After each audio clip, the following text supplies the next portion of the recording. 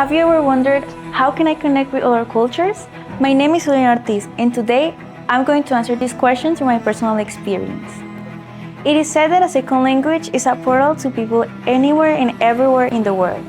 I find that my experience with learning English has opened a gateway of infinite interactions with every single culture I can think of. But how did I get started on this journey? The first time that I felt some sort of spark or realized that I wanted to learn English for more than just school-related subjects was when I was 10 years old and I decided to get into fantasy books.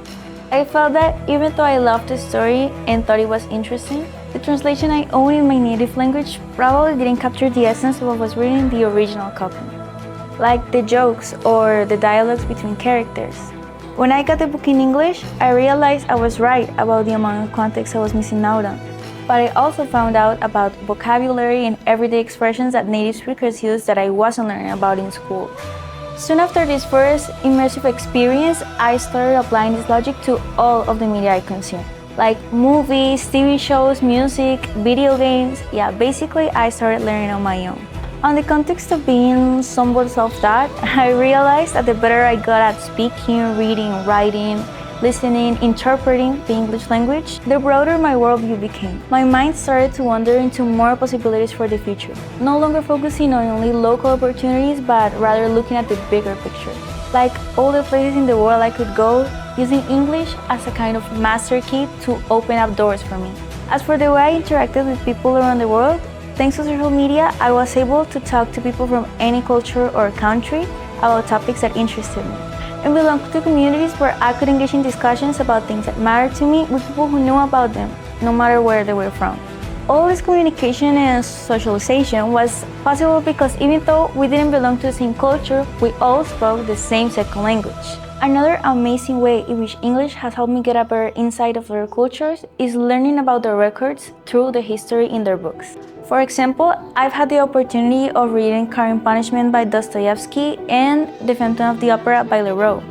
Even though both books are written in different language that I haven't learned to speak yet, I found that I was able to understand them and enrich myself with the perspectives they portray. As a reader, I was able to learn a lot about cultures I wasn't familiar with before. I found both books in libraries in different countries I visited, and it shouldn't have been possible for me to understand the language they were written in. But I discovered that most libraries have an English section in them, so I can access literally any piece of literature in the world if I want to.